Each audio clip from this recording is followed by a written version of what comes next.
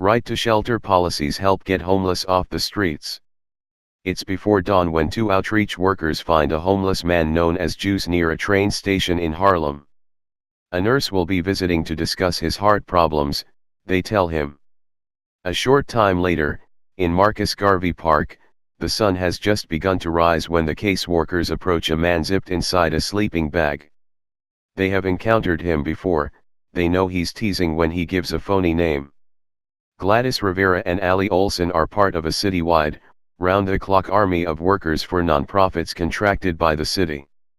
Their aim is to get the homeless into shelter, and so they make the rounds of Upper Manhattan, checking on clients, identifying newcomers to the streets and trying to connect them with services. They are often rejected, but they do not give up. You never know which one is going to be the one that sticks, said Olson. Rivera and Olson are soldiers in the city's massive daily effort to get the homeless off the street, and into a system that has the capacity to shelter anyone who needs a place to stay.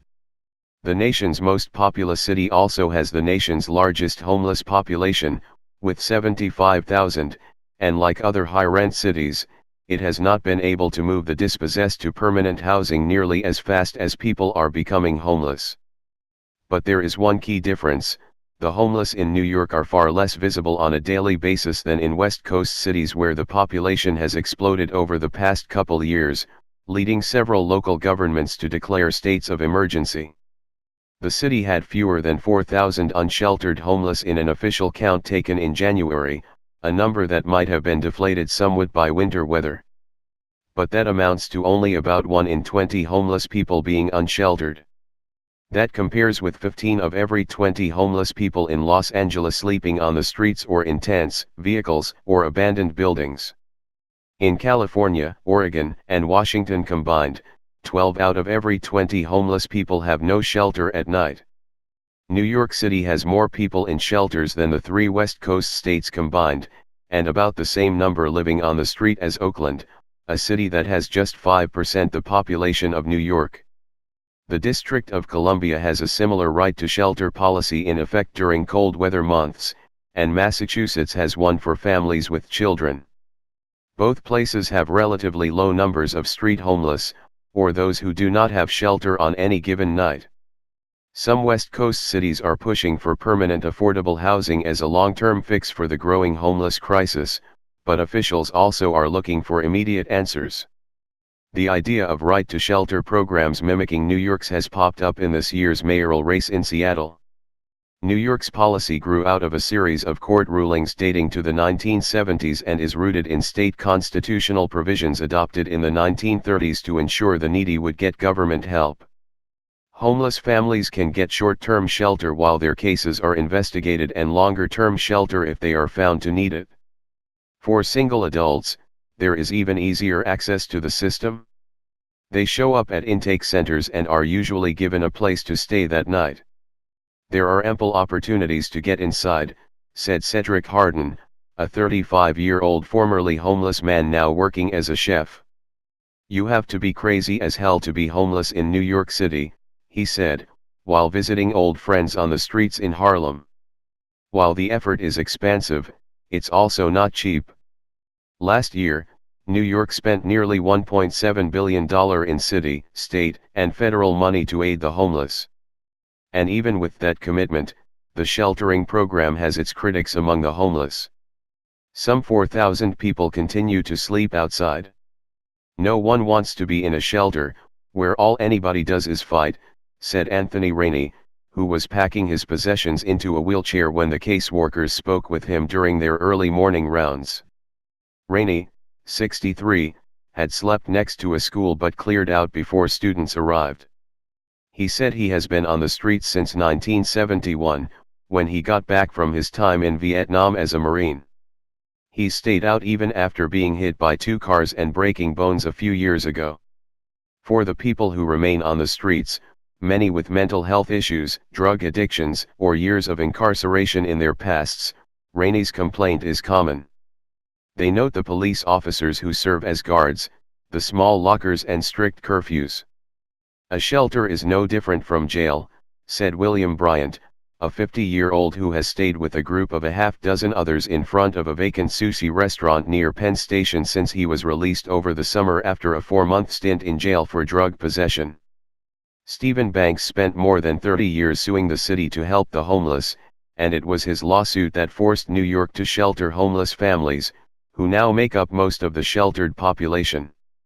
Now he's working on the inside, after Mayor Bill de Blasio appointed him 3 years ago to oversee the Department of Homeless Services.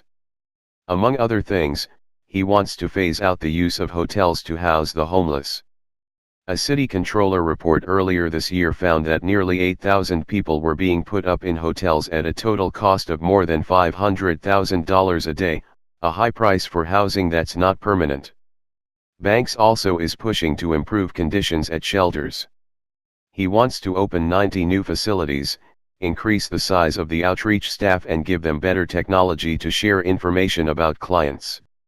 The overall plan, adopted earlier this year, aims to reduce the shelter population by 2,500 over 5 years. While that sounds like a modest objective, Banks said the key is reversing the growth of the Department of Homeless Services shelter system. The homeless population has nearly doubled since former Mayor Michael Bloomberg took office in 2002. Banks said there are 4 steps to addressing homelessness: keeping people in housing, getting those who are homeless off the streets, making sure shelters are safe and decent, and moving people from shelters to permanent housing. Without a comprehensive approach with each of those 4 elements, Banks said, homelessness cannot effectively be addressed.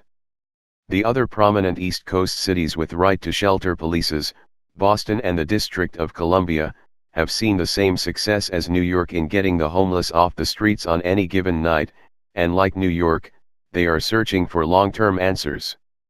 Joe Finn, president of the Massachusetts Housing and Shelter Alliance, said it's common for people in his state to get stuck in shelters. For many, you can't even call it an emergency shelter anymore, he said. What it's become is acceptable housing for many of the poorest people in the Commonwealth. And yet even the temporary shelters are better than the alternative by some measures. One recent study concluded that people who are homeless and living on the streets die at a much higher rate than those without a housing option. The provision of shelter is an emergency, life-saving policy that must be in place to meet people's needs that can't be delayed, said Giselle Routhier, policy director at the New York-based Coalition for the Homeless. Even for a day. Amid the challenges in trying to get people off the streets, there are many success stories. Paul Franklin is staying in a shelter in the Bronx while he waits for an apartment to be ready for him in a building that provides supportive housing. Franklin was on the streets off and on for about a year after he was released from prison in 2015, having served 6 years for assault. By the fall of 2016, he was assigned a cot at Delta Manor, a former apartment building that had been transformed from a general shelter to a specialized one that serves 101 men with mental illnesses. The facility has cots and lockers, like the larger shelters. It also has psychiatrists on staff along with nurses who monitor residents' prescriptions.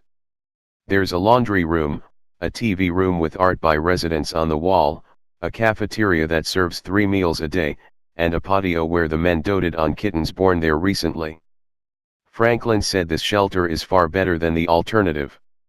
Eating out of garbage cans, sleeping in New York City subways, it's not a pretty thing, said Franklin, 57.